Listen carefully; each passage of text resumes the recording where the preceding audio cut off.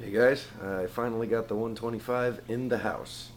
It was one hell of a chore. The thing weighed about 300 freaking pounds, but it's in. And so basically, I just wanted to do a run through of everything that I got this weekend. I had to rent a U-Haul truck to go to Indianapolis to pick this stuff up. But okay, this is the already existing tank, but this is all the fish and plants that came with it. Look at that massive plants. I don't know what the hell I'm gonna do while I'm getting this thing set up, but this is it for now.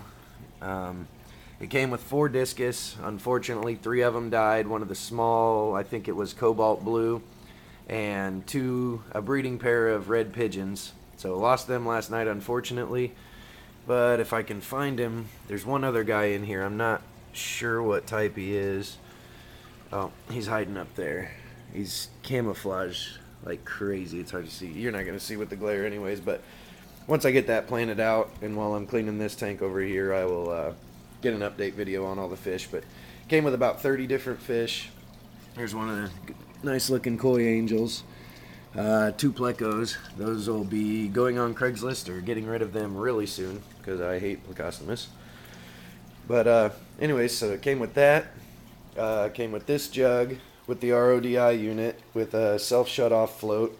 I believe it's 50 gallons or something like that.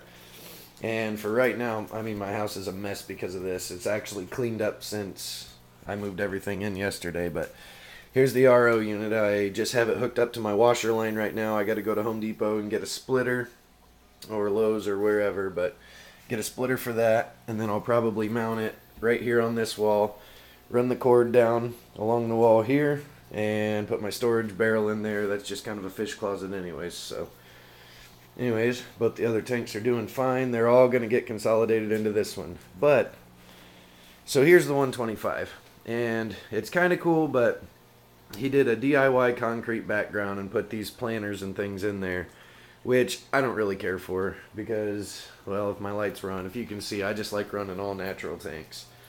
I like them to look as much like nature as possible. I don't like all the decorations and such as this, the planters. If this was a cichlid tank, then cool, put some Anubias and stuff in there. But if you guys could give me some opinions, I don't know if I want to try to rip this out. I was just going to cut the planters out, keep the background, the rock wall. But as you can see, he did both the sides, and they're just siliconed in here, so I think I can get this stuff out of here. But as far as the background, where the overflows go, he actually got concrete on the glass, and I have no idea how I would clean that off. So if anybody has any ideas before I start tearing this thing apart, then I would really appreciate some feedback. But I'm thinking, the way that these planters are, they're not actually molded into this, so I could break these out, break out all the planters, just keep this, and only take out the sides right here. So, but anyways, that's the tank. Came with this big ass 72-inch Odyssey light. It's got digital programming. You can do the 1T5, 2T5s, and then there's the LED moonlights. So pretty stoked about that. And also came with this 5-gallon bucket of live sand. I got it wet right now. I'm not a saltwater guy, so anybody around Kokomo, Indiana needs some live sand, I got a 5-gallon bucket full. Came with this tank, which was a saltwater, which he did the same thing to, except for this time didn't use any styrofoam. That's just concrete on glass. So I'm going to have to just leave it like that. I'm thinking I'll put it in my bedroom closet, make a cool little, maybe try out a cichlid tank for the first time or something. But it's got a power head in the concrete, so there's no getting rid of that either. And a bunch more live sand in the bottom of it. It's still wet, so still good to go if I find any saltwater guys around here in the next couple days. If not, it's getting drained and I'm setting it up. That's all there is to it. So it did come with the doors of the stand, and then came with that canister down there. This is the sump for the 125.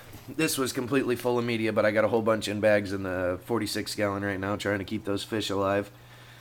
And then refugium here with he had wisteria and a bunch of live plants, which I'll probably just go ahead and do the same thing. And then his pump system and UV sterilizer go in here, and that all came with it except for both of his return pumps were shot. So that's the only thing that I need to buy to get this tank running. and I got all of this for 350 bucks. All those bags full of stuff. I got more bags in the bathroom, RODI unit, light for the refugium. Basically that's it. Here's a bunch of, I really need to get some more hoses and stuff like that, because you see he's got them just electrical taped together. And then here's the pre-filters for the overflows, if I can find them. Oh yeah, here we go. So it has dual overflows on it. And sorry for the shoddy camera work, I'm kind of new at this, but anyways. So there's the overflows. Aqualine, aqua support, aquatic support.